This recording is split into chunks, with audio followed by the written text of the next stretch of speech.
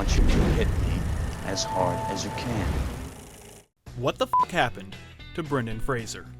It feels like just yesterday when Brendan Fraser was at the top of the world. He was starring in action blockbusters, wacky comedies, kids movies, and even the occasional drama. He was perfect at playing the roles of the lovable action hero or the happy-go-lucky fish out of water. And he was a pretty good sad, quiet guy. And not a bad squirrel if you ask me. The dude can do it all. This guy meant a lot to a lot of people. I mean, I even have his action figure sitting right here as I edit. In the 90s and the 2000s, this superstar's goofy yet handsome face was everywhere. But then, suddenly, he vanished. Without warning, his star had fallen and it was like his career just crashed right into a tree. So what the fuck happened to Brendan Fraser? WTF? Young Brendan had a quick rise to stardom with hit films like Encino Man, where he played an unfrozen caveman in high school, and the gritty drama School Ties. He received much praise for these roles and showed off his range as an actor. He could be goofy, he could be serious, and he's got a fresh new face. Look out, Hollywood. Brendan is coming. Brendan was even nominated by the Chicago Film Critics Association for the Most Promising Actor of 1993. His career took off as he starred alongside Joe Pesci in the film With Honors. And that will be the beginning of a brilliant career. And that was followed by the rock and roll comedy with Adam Sandler and Steve Buscemi, Airheads, where they play like the coolest band ever. And there was the movie The Scout, everybody liked him in that. And the film Still Breathing, which showed that he could still do the dramatic stuff. But he really became a household name with the film George of the Jungle. It was a live-action comedy based on the classic animation. And the film was a hit. It seemed like Hollywood had their eyes on this living cartoon of a man. While he showed the world that he could be the biggest goofball in the jungle, he also held on to his dramatic side with the Oscar-winning Gods and Monsters. Won the Oscar for adapted screenplay, so there you go. Oscars mean movies are good, right? Right? Then Brendan unleashed The Mummy. He channeled his inner action hero and almost got himself killed via a hanging accident, but it was probably worth it because The Mummy was a massive summer blockbuster. Suddenly, Brendan was on top of that A-list. But after researching the career of Brendan Fraser, I have a theory. With every massive hit he has, he accompanies it with a flop. Yes, The Mummy did terrific, but he had two bombs that year. Blast from the Past, which I actually really enjoy. It was another fish out of water movie, but it seems like I'm the only one who likes that movie because it was not a hit. And the film Dudley Do-Right, which lost $60 million. That's right, $60 million was lost. Brendan was trying to rekindle that George of the Jungle cartoon live-action magic, but it just didn't work. And I blame Canada. Brendan Fraser. Bedazzled was successful, though. Brendan got to really have fun and play a variety of characters. He could show the world that he was the best at everything. But he followed that up with another flop, Monkey Bone, which lost millions and millions of dollars. But right after that was the sequel to The Mummy Returns, and it did even better than the first. So like I said, a hit and a miss, a hit and a miss, a hit and a miss. He also starred alongside Michael Caine in The Quiet American. Michael Caine was nominated for an Oscar, and Brendan was standing next to him, so that's something. And like any great man, Brendan Fraser loves cartoons. So teaming up with the Looney Tunes was an obvious choice, but the Looney Tunes Back in Action movie didn't do very well at the box office. It was a bizarre meta role where Brendan plays the stuntman of Brendan. That's right, Brendan Fraser played Brendan Fraser's stuntman in Looney Tunes Back in Action. Try to wrap your mind around that. I know it's hard, but you can do it.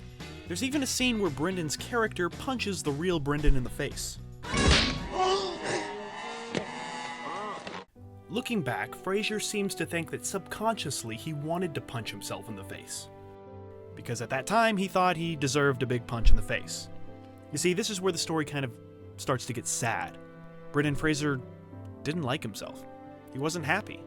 Behind that big goofy smile was some pain. He was part of the large ensemble cast for Crash, which won the Oscar, but let's be honest, it's not the best picture ever, and Brendan Fraser isn't exactly the most memorable part of that movie. It's not his fault. By 2006, Fraser was focusing on smaller indie films like Journey to the End of the Night, The Last Time, and The Air I Breathe, all of which went unpraised and unnoticed. But after his stretch of disappointing smaller films came a very successful larger film, Journey to the Center of the Earth. It was a surprise hit, and could be called the first of many comebacks in Brendan's career. Journey to the Center of the Earth was such a huge hit that the studio wanted to make a sequel ASAP. But Brendan wanted to wait for the original director to finish his Yogi Bear movie before starting, because he's a good and loyal friend. But the studio did not give a fuck, and they replaced him with the Scorpion King, Dwayne "The Rock" Johnson. To add insult to injury, or injury to insult, the film was very successful without Brendan Fraser. That's emasculating. But Brendan couldn't have been doing that bad because at the time he was being considered to don the cape of Superman. But of course he did not become the Man of Steel, which was a real blow to his confidence, and he started to back away from Hollywood, feeling that he wasn't good enough. But Brendan can always count on the Mummy to raise his career from the dead, and he soon found himself on the set of Mummy: Tomb of the Dragon Emperor. The film had been planned for a while, but many production delays caused audiences to wait until a good 7 years to get a third installment to the Mummy franchise. And by that time, the world was kind of all mummied out. And let's be clear here, the Mummy: Tomb of the Dragon Emperor wasn't exactly a flop, but it definitely wasn't a hit. And it definitely did not put Brendan back on top. And neither did Inkheart, which soon followed and was also not a hit. It was a flop. It bombed. Sorry. You're going back in that book!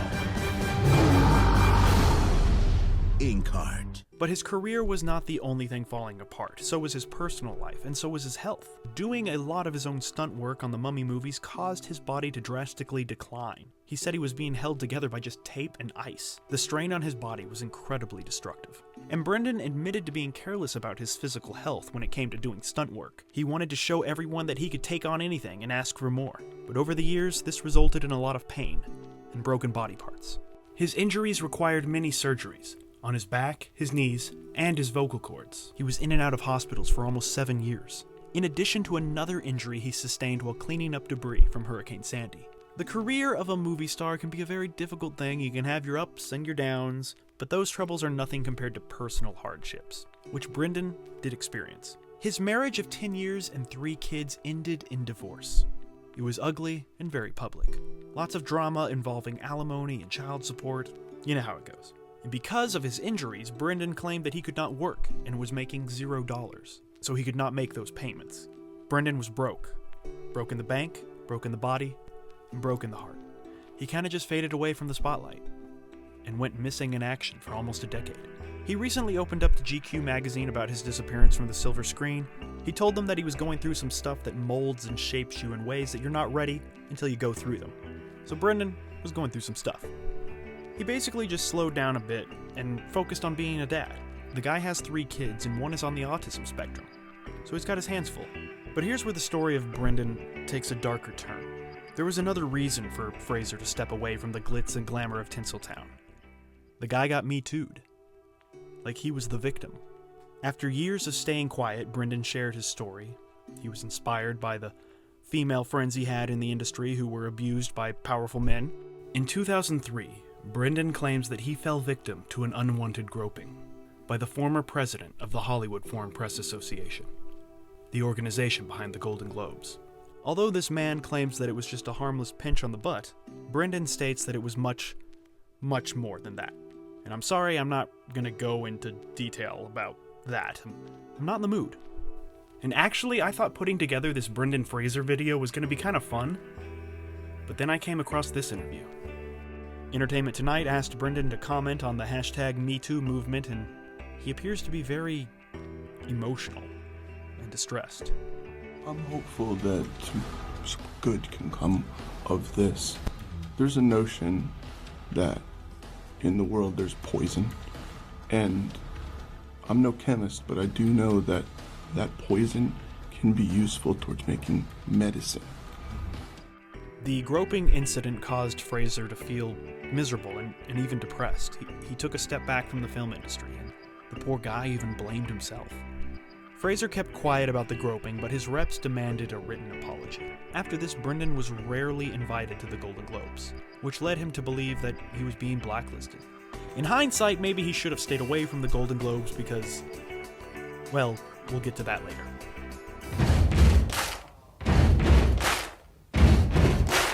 By 2010, Brendan was barely hanging on. Extraordinary Measures cost $30 million to make. It only brought back 12. And a few months later came Resurgence, and it also lost millions and millions of dollars and was panned by the critics. It doesn't get much worse than Resurgence. Oh my God! Look, this isn't what you think. You gotta.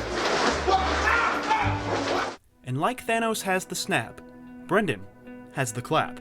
Maybe there's a better way to say that, but this hella awkward applause caused what was left of Brendan's career to instantly vanish. His street cred of coolness was suddenly gone. Other celebrities fall from grace because of violent crimes or dark scandals, but not Brendan. He was finished off by simply being a dork. Very rarely can you trace the end of a celebrity's career to an exact moment. Well, right here, right when his hand touched the other hand, boom, right there, that was the end of Brendan Fraser. Or so we thought. Since Brendan was in a cinematic slump, he did what all former big screen greats do. They go to television. Not that there's anything wrong with television. Television is great. I like television. With the History Channel's Texas Rising and Showtime's The Affair, it seemed like Brendan had found a comfortable place as a strong supporting character in acclaimed TV series. Fraser had gotten some really good buzz for his role as a prison guard with a dark secret in The Affair. This was the beginning of one of many comebacks. But once again, Brendan would ruin whatever momentum he had by being kind of awkward and dorky and sad. While promoting this show, he gave an infamous interview where he openly discussed his career troubles and the current state of Hollywood. He seemed uncomfortable and drained of his once youthful energy. Was he just getting older? I mean, it happens to us all. Or was something else going on with our beloved Brendan? Yet again, much fun was made at his expense. Sad Brendan Fraser was trending everywhere. It seemed like everyone on the World Wide Web LOL'd at Brendan's awkwardness. Ha ha ha, look at that loser. Has been, he's gaining weight. He's losing hair. He seems dead inside. Ha ha ha ha. The internet can be a cruel and nasty place. It can also be kind of hilarious. But soon we realized that it wasn't that hilarious after all. And the story behind sad Brendan Fraser was sad. His mother had passed away a few days before doing this interview. And suddenly, laughing at Brendan Fraser wasn't that fun anymore. And even though he has hit a few slumps, Fraser fans remain loyal. They are still very devoted to their beloved leading man. And he carries a cult-like following. And I think I'm a member. People love him. A petition was even made and sent to major networks to help revive his career. It was started on change.org, which, if you want to change things, that's the .org you go to. The Brendan petition reads, Fraser has been in multiple interviews recently and has appeared to be very down and out. And us loyal fans feel like we are obligated to help him out in any way possible. Please help us get Fraser back on his feet. We miss him. The world had a Brendan-sized hole in its heart. And that hole got much bigger after Tom Cruise remade the Mummy movie, and it wasn't very good, and everybody realized how much we needed Brendan Fraser. That 1999 nostalgia was hitting us right in the face. But after a very long career which resembles that of a roller coaster, ups and downs, ups and downs, ups and downs, but I think now he is on one of his best ups. Like a cinematic caveman, his career has been unfrozen yet again with Doom Patrol. That's right, Doom Patrol. Everybody loves Doom Patrol. This may be his biggest comeback to date. Fraser has officially found his place in this new world of superhero cinematic universes, and he fits perfectly. Brendan brings Robot Man to life in only a way that Brendan could. And I hear trust is good too. Trust. And don't you worry about Brendan, he seems to be just fine with where he is in his career right now. He even went on Sway and said this. And they think I'm a big Waldo, which works out fine. Until I came out with Doom Patrol, now I'm cool again. You're cool again. There you go, Brendan Fraser. Look at that! So let the life and times of Brendan Fraser be a lesson to you. Hollywood can make you a legend, but it can also chew you up and spit you out, and cut out your organs and pull your brain through your nose and throw you in a sarcophagus, and divorce you and hashtag me to you, and then replace you with The Rock at any moment. The story of Brendan Fraser can be a sad one, but it's also a journey full of laughs, explosions, and a few animated creatures. He's a symbol of hope, that anybody can come back from anything and be super. And right now, his career can go anywhere from here. He has proven himself to be a worthy actor, and he just needs to pick the right roles. I believe in Brendan Fraser, and I know that in the near future we will be seeing far more roles like Robot Man, and far less roles like, well, like this.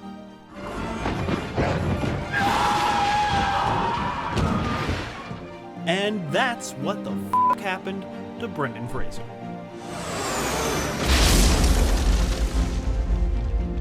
I reached a point where I wanted to get off the merry-go-round, and I wanted to stop the music and have kids and a family and that kind of thing. And so it kind of worked out that I reprioritized things for me. I'm doing just absolutely just fine. And I feel